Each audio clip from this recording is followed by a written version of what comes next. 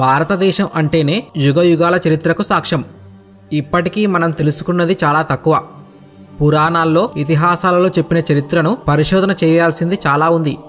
ఇప్పటికే చాలా చరిత్ర అంతరించిపోయింది. కనీసం ఇప్పటికైనా మనం మన తరం నుంచి ముందు తరాలకు పురాణాలు, వాటిలోని కథలు, రాజులు, నగరాల గురించి చెప్పాలి. అలాంటి వాటిలో భాగవతం భారత కాలంలో రాజ్యాలుగా, పట్టణాలుగా వెలసిల్లి నేడు వివిధ పేర్లతో పిలువబడుతున్న వాటి గురించి తెలుసుకుందాం. అయితే వాటన్నిటినీ తెలుసుకోవాలంటే ఖచ్చితంగా ఈ వీడియో చివరి వరకు పూర్తిగా చూడాల్సిందే. అలాగే ఈ ఛానల్ని కొత్తగా చూస్తున్నట్లయితే వెంటనే ఈ వీడియోని లైక్ చేసి ఛానల్ని సబ్స్క్రైబ్ చేసుకోండి.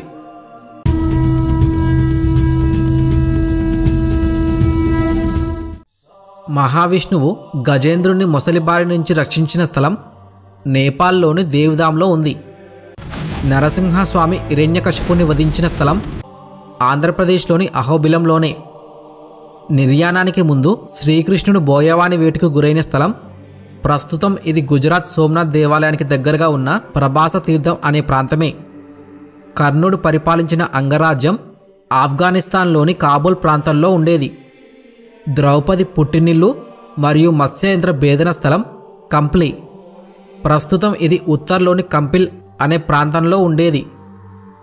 కంసుని రాజధాని అయిన మధువనం ఉత్తరప్రదేశ్లోని మధురలో ఉండేది. శ్రీకృష్ణుడి గోకులం, దీనినే వ్రేపల్లె అంటారు. ఇది ప్రస్తుతం మధుర దగ్గర గోకుల్ అని పిలువబడుతుంది.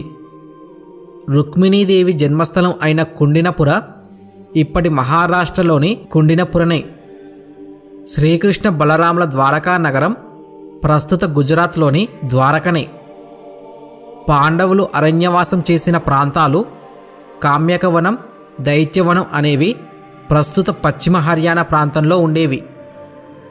పాండవులు అజ్ఞాతవాసం చేసిన స్థలం విరాట నగరం, రాజస్థాన్లోని విరాట్ నగర్ అనే ప్రాంతం.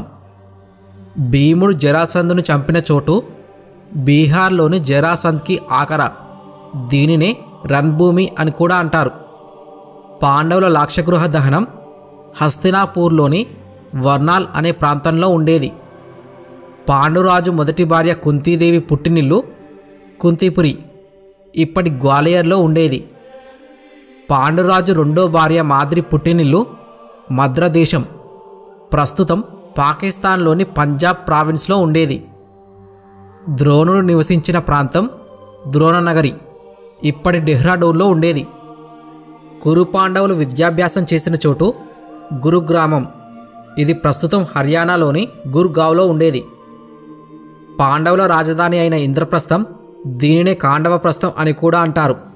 ప్రస్తుతం ఇది ఢిల్లీ దగ్గర ఇంద్రప్రస్థ అనే ప్రాంతంలో ఉండేది. జమదగ్ని మహర్షి ఆశ్రమం ఇప్పటి ఉత్తరప్రదేశ్లోని జమానియాలో ఉండేది. పరశురాముడు 21 మార్లు క్షత్రియులపై దండెత్తి వారి రక్తంతో 5 మడుగులు నెలకొల్పిన చోటు శమంత పంచకం. దుర్యోధనుని చంపిన చోటు కురుక్షేత్ర, ఇప్పటి హర్యానాలో ఉండేది. పరశురాముడు తన గొడ్డలిని సముద్రంలోకి విసిరి సముద్ర జలాలను వెనక్కి పంపి తన కోసం నేలను సృష్టించుకున్న ప్రాంతం పరశురామ క్షేత్రం. ఇది కేరళ, కర్ణాటక, మహారాష్ట్ర సముద్ర తీర ప్రాంతం. పరశురాముడు తపస్సు చేసిన స్థలం మహేంద్ర పర్వతం, ప్రస్తుతం ఇది పశ్చిమ ఒరిస్సాలో ఉంది. కార్తవీర్యార్జునుని రాజధాని మహిష్మతి, ఇప్పటి మధ్యప్రదేశ్లోని మహేశ్వర్లో ఉండేది.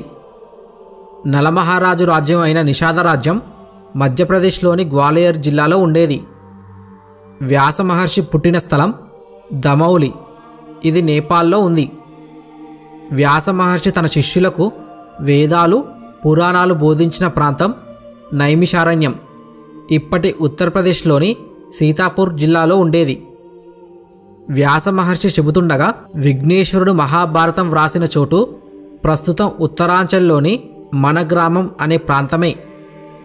కౌరవుల రాజధాని హస్తినాపురం ఉత్తరప్రదేశ్లోని ఇప్పటి హస్తినాపూర్లో ఉండేది. హిడింబాసురుడిని భీముడు చంపిన చోటు అయిన హిడింబవనం ఉత్తరప్రదేశ్లోని జలాన్ జిల్లాలో ఉండేది. శిశుపాలుడు ఏలిన రాజ్యం చేది రాజ్యం మధ్యప్రదేశ్లోని బుందేల్ఖండ్. కుచేలుడు నివసించిన చోటు గుజరాత్లోని పోర్బందర్లోనే.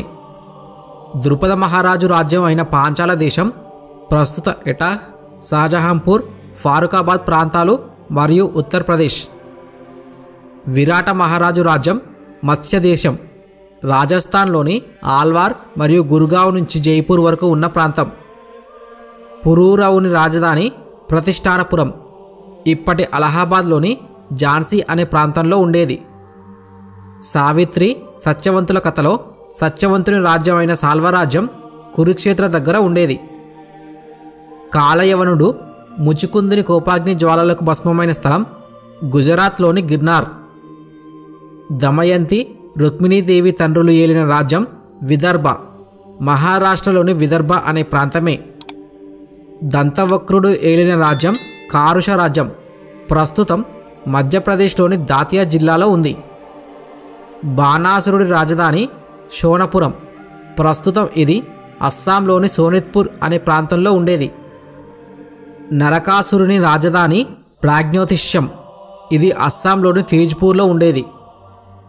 జనమేజయుడు సర్పయాగం చేసిన స్థలం ఉత్తరప్రదేశ్లోని పర్హాం అనే ప్రాంతం. బుద్ధుని జన్మస్థలం అయిన కపిలవస్తు నేపాల్లోని తిలార్కోట్ అనే ప్రాంతమే. బుద్ధునికి జ్ఞానోదయం అయిన స్థలం బీహార్లోని బోధ్గయ అనే ప్రాంతం.